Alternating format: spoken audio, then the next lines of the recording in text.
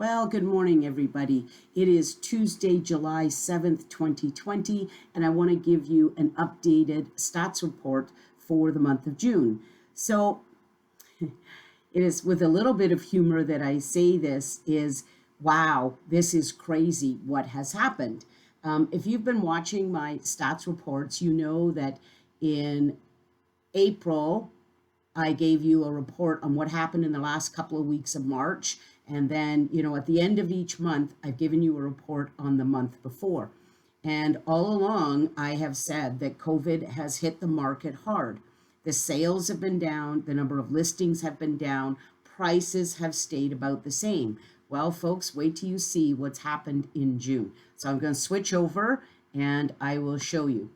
This is the stats machine that we use. It has data in it since 2000. So it's entered every month from the real estate board, the Okanagan Mainline Real Estate Board. That is where we get the stats from. So you can see down here at the bottom, I can click on North, which is the North Okanagan, Central, which is the Kelowna area, and Shuswap, which is above north of Enderby. So let's start with North, but I can tell you, I can go through a couple others, but I want to keep the video short. The results are all the same.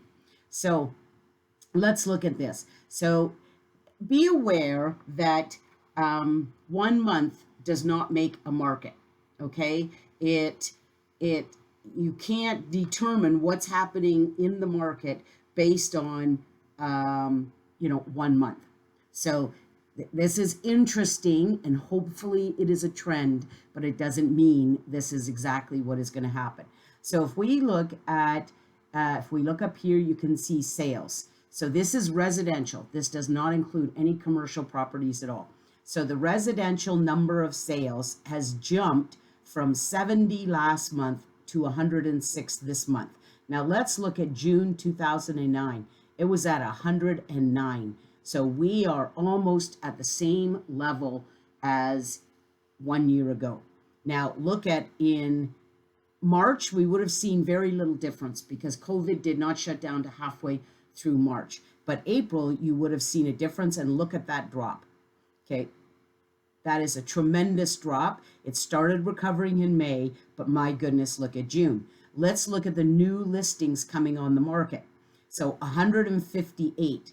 So a big jump from April till May, and we've held pretty much consistent. It went up two new listings. But let's look at last June. So 181. So this is actually very consistent, and I'll explain that in a moment of why the number of listings are so low and what it's doing to our market. If you look at absorption, and the absorption rate is the most powerful stat and the strongest predictor of what is coming. The absorption rate really needs to be looked at. And the absorption rate is if there were 100 properties on the market in the month of June and 10 of them sold, the absorption rate is 10%. It's the amount of sales versus how many properties are on the market. So look at what happened here. We dropped in March from 16.83 to 9.83. That is a tremendous drop. Okay, and then we rebounded to 15, and look at what we've done. We are up to 28 or 22, almost 23%. So if we go back to June last year, it was only 20.41.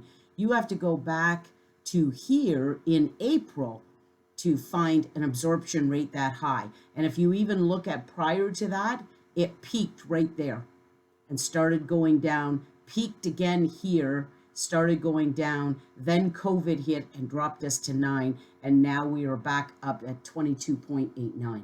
That is, I don't even know how to say it. That is a complete rebound. That is amazing. Days on market, so I would suspect it would take a little longer. So we've dropped those. So the days on market is 72 days, and in June of last year, it was 54.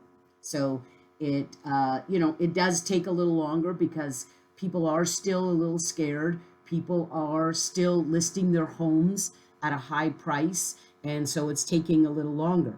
Now look at the price. I always go with median price, but look at that jump. 482.5 to 529.750. Let's look at June of last year, 464. Amazing. Now, if you look at COVID, like this one is a bit of an anomaly. I don't know what happened in there, but it went from 475 to 481 to 482. So I 500 on the end. But look at that jump. Okay, so a few things that I want to just go over with you as to why this has happened. I mean, I was saying in March, April that we cannot take a hit like we took with COVID, meaning the number of sales were way down, the number of listings were way down, and it not be reflected in a market that starts free falling downward. And it has not happened, folks. It has not happened. So I'm going to present to you a few factors as to why I think this has happened this way. And trust me, this is just the world according to Darien. I'm not an economist. This is just my thoughts on what is happening. One of the first things is Canadians are really sick of COVID. Summer is here. We have been cooped up in our houses for March, April, May, and mostly June, and summer is here. And we want to get outside. I mean, if you go into Walmart or Superstore, there is no social distancing happening. People are walking up and down the aisles, ignoring the arrows on the floor. They are talking to one another. I mean, when I was in March and April, nobody would shake hands. When you met new clients, they all stood 3, 4, 5 feet away from you. Now, I mean, people are handshaking again. So I believe that one of the factors is people are just sick of COVID, and they don't believe, which I believe is correct, that we are by any means in a hot spot. Here, I'm talking very local. Here in the Okanagan Valley, we've had very few occurrences of COVID. I believe in all of interior health scope, we've only had 2 deaths, and one was an elderly man and one was somebody who just got back from Europe or someplace at the beginning of COVID. So I'm not trivializing those deaths, but we are certainly not a hot spot. So people don't have the fear that they do if you were in Calgary or if you were in Montreal or, heaven forbid, you were in the United States. So I think that's the first thing. I think the government has done a tremendous push to keep interest rates very low. I mean, folks, money is almost free to buy a house. The interest rate is so low. That has kept things in a very positive light. That has kept investors and the economy in a very positive light. The amount of relief programs that the government has brought in to counteract the loss of jobs, the loss of business, the loss of income has been tremendous. And that has really propped up a lot of people that may not even have had money for groceries, not money for rent. They would have been quite destitute, and the government has propped them up. We have to look at the economy in Alberta. We have a tremendous influx of people coming from Alberta. If you talk to any realtor in the last 2 months, they are dealing with more Albertan buyers than you can imagine. And why is that? Well, Alberta, just like BC, was hit with COVID and the closing down of businesses and the working from home and lots of people losing their jobs. But on top of that, they have had the plummet of the oil. And there are a lot of people who are saying, in another 5 years, we will retire to the Okanagan. And the plummet in the oil prices and the depression that has hit throughout Alberta has driven that to, hey, let's pack it up and move now. And so we have had a tremendous influx of Alberta buyers. We have also seen coastal migration. So there are actually a lot of people on the coast that want to get out of the rat race and come to the Okanagan. That's been true for the last 40 years. And it's just a matter of how do we get there? Because we don't have the high-paying jobs that the coast does. But having said that, lots of people have made a pile of money in real estate in the last 2-3 years by homes that they bought much, much cheaper that have quadrupled 5 or 6 times the price. and they've been able to take out a huge amount of equity. And then when you put on top of that COVID, and you got to remember that the coast is much more densely populated. So there's a lot of people in a small area. And so people feel COVID there. They feel like they're at risk. They feel like there's too much close proximity to people. People live too close together. People, socialize and go to stores and do shopping too close together. There's too many people. So that has really put a fire on a lot of people. I've dealt with a number of buyers from the coast who have said, we want out. And COVID put a fire under us to say, this is not the life we want. And if pandemics in any way become a normal pattern, meaning we get a vaccine and get over COVID-19, and in 2 or 3 years, which is what is being predicted, we will have another virus come in.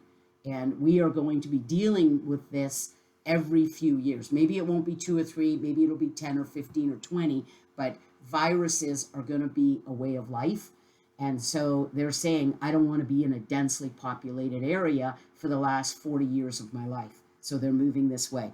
So having said that, I believe all of those factors have brought us a lot of buyers that can still afford to buy, and now they're moving to the Okanagan. And combine that with a fair number, not a lot, but a fair number of sellers that are afraid to put their house on the market. They don't want to deal with strangers coming into their house. They're just really worried about, if I sell, what will I be able to find? So I think we'll just sit and wait until this whole COVID thing is over, and then we'll decide. So we've got, remember folks, that real estate is really quite simple: supply and demand. Okay, and right now we have very low supply, and our demand is increasing week by week. So when you have a lot of buyers and not enough homes to buy, we go into multiple offers where 3 and 4 buyers want the same house because there's nothing else on the market to look at.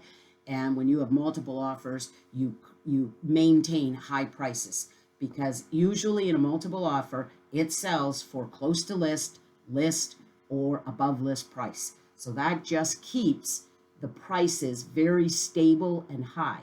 So when it sells above list price, and there's a house down the street that is quite similar, sort of same size lot, same finishing, that sale becomes a benchmark and a comparable for how that house will do. Now, I will say to you, there are some sellers that are putting their houses on the market at high prices. It is a seller's market right now. And so they're going, well, if you're telling me my house is worth $500, can we list it at $529.9 and see what happens? And so that is explaining a little bit of why it's taking so long to sell houses, because sometimes the market just will not support a crazy high price, and the people have to come down, and then 2 or 3 people get interested at a sweet spot in the price, and they make an offer. And sometimes, you'll list it, and for 3 weeks, you'll only have 3 showings. You'll drop it, and you only get a couple more showings, and you'll drop it again, hit that sweet spot, and you'll get multiple offers. And it's like, what happened there? We didn't have any interest because you hit the sweet spot. Something that has happened in the last 10 to 15 years is buyers have become very well educated because of the Realtor.ca, and they can look at houses, they can get stats. They're in contact with the realtors as to what is selling and what did it sell for. Buyers are very well educated. There's not really buyers out there that have no idea what houses are worth and are just kind of coming in and offering whatever the seller wants. They're educated. They've looked at homes. They know how yours stacks up to the other 8 homes they've looked at. Is the value there, or is this an overpriced listing? Almost all of my buyers, after I've had them out twice, 2 sessions, and they've seen anywhere from 6 to 10 homes, they can figure out value. They'll walk into a house and they'll go, I think this is overpriced.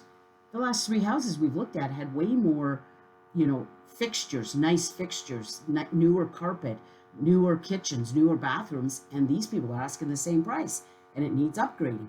So they can figure out market value very accurately. So to overprice a home by $20, $30, $40,000, it's not going to sell. Buyers are just not that stupid. So that's the update. We're really quite shocked, I have to say. We're really intrigued by what is going to happen in the next month, 2 months, 3 months.